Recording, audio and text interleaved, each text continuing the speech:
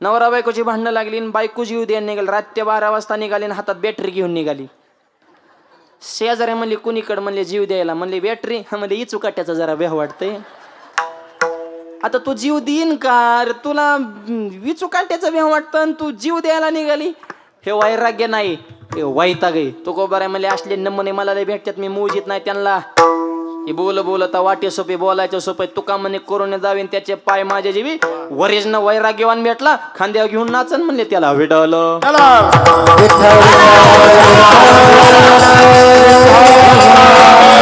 विभूती भस्म हे वैराग्याचं त्यागाचं प्रतीक आहे माय बाप. आणि त्या भस्मात किती अहो गोरक्षनाथांचा जन्म सुद्धा भस्मातूनच झालेला आहे. वाचा तुम्ही नवनाथ ग्रंथ. मच्छिंद्रनाथ आले का माऊलीचा भिक्षाम नाही अल्लक निरंजन. भिक्षा दिली, चेहरा बारीक दिसला. साधूला काय सांगायची गरज, न सांगत तुम्हाला कळू येते अंतर. अजून कुस पवित्र झाले ना. हे घ्या विभूती. मुलगा होईन पण 12 वर्षांनी येईन आणि मुलगा घेऊन जाईन. ती म्हणली एक तर होतच नाही. 12 का वर्ष सहवास लाभाना कुस पवित्र होईल. द्या महाराज. घेतली विभूती. पाणी टाकून प्या म्हणले. ग्लास तोंडाला लावणार शेजारीनं आली.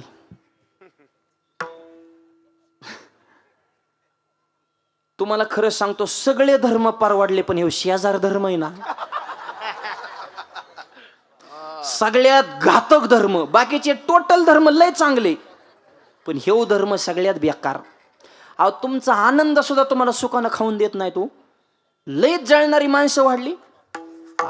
ही जळजळ आणि ही जळजळ जवळच्यांनाच होत असे. शेजाऱ्याने गाडी घेतली पेढे द्यायला हप्त्यावर घेतली असेल. अरे त्याने जमीन काही का ना, तुला काय करायचंय भाऊ.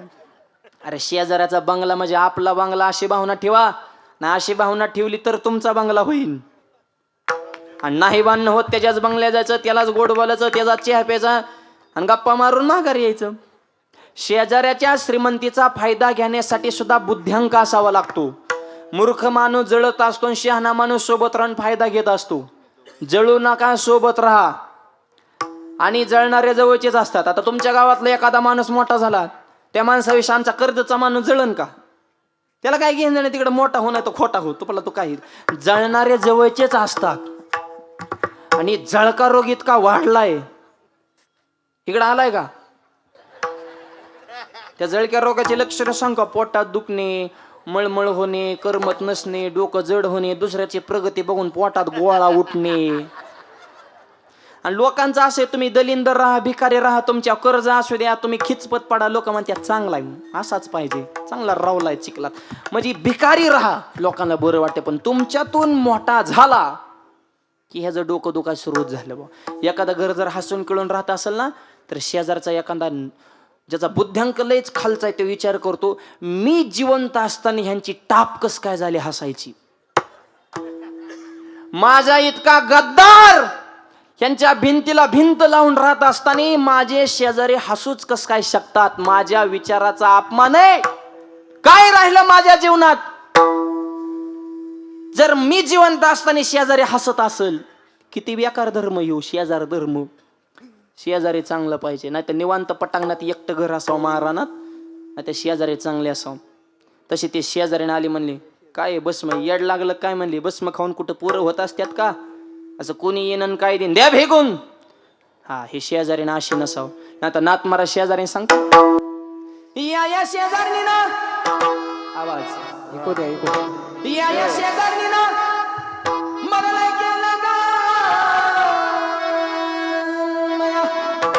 मला पंढरीला नेलं ग, मला पंढरीला नेलं ग, मला पंढरीला नेलं ग.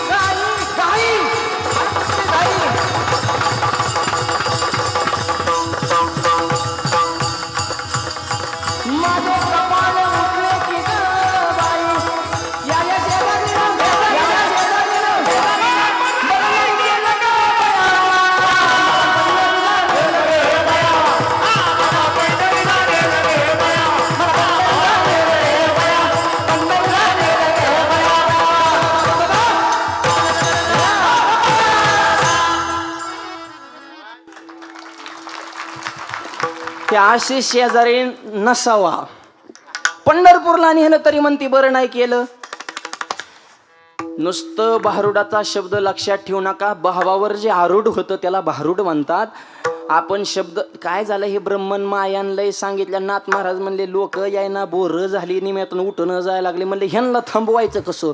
मग रूपकातून भारुडाची निर्मिती केली. रुचेल पचेल अशा सोप्या भाषेत अवघड तत्वज्ञान सोपं करून सांगितलं. शेजारीन म्हणजे घरा शेजारचं घर नाही, सद्बुद्धी आणि दुर्बुद्धी. सद्बुद्धीनं दुर्बुद्धीला पंढरपूरला नेलं, मग दुर्बुद्धी म्हणती बरं नाही केलं ग बया. हा त्याच्यातला खरा अर्थ भेटवलं.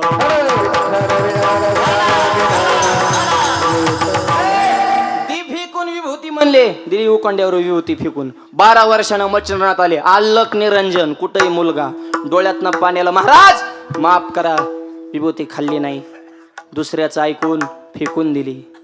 कुणाचं बी ऐकू नका आयुष्यात, फजिती होत असती. म्हणले कुठं फेकली. गाईचं शेण जिथं टाकतात. आणि योग सामर्थ्यातून 12 वर्षाचा एक बालक त्याच्यातून आमच्या मच्छिंद्रनाथाने बाहेर काढला. गोरक्षेतून जन्म झाला म्हणून नाव गोरक्षनाथ ठेवलं. म्हणजे गोरक्षनाथांचा जन्म हा विभूतीतून झालेला आहे. बहळे चर्चिले विभूती अशी विभूती ते त्यांच्या संप्रदायाचं प्रतीक. रुद्राक्षाची माळ कंठी. रुद्राक्ष रुद्र म्हणजे भगवान शिवजी, अक्ष म्हणजे डोळ्यातले आनंद अश्रू. भगवान शिवजीच्या डोळ्यातल्या आनंद अश्रूतून ज्याची निर्मिती झाली त्याला रुद्राक्ष म्हणतात. अशा रुद्राक्षाची माळ त्यांच्या गळ्यात. कारण वारकरी म्हणलं की नेम पाहिजे ना. तुळशी माळ गळा, गोपी चंदन टिळा, हृदयी कळवळा. तिसऱ्या चरणामध्ये हे दत्त संप्रदायाची दत्त तत्वाची विचार प्रणाली त्यांचे संप्रदायाची तत्व सांगितले. भाडी चर्चिले विभूती रुद्राक्षाची माळकंठी. अशा दत्त महाराजांच्या जवळ जवळे असे कामधेनू तिचा महिमा काय वनो. हे तर दत्त महाराज आहे, त्यांच्याजवळ कामधेनू. आणि माझ्या समोर भगवान श्रीकृष्ण त्यांच्याजवळ सुद्धा गोमाता आहे. आपल्या हिंदू धर्माची माता म्हणून 2 वाक्य आहे का. कीर्तनात आलेल्या प्रत्येक महिलेने पोटामधील मुलगी म्हणजे भविष्यकालातली आई वाचवा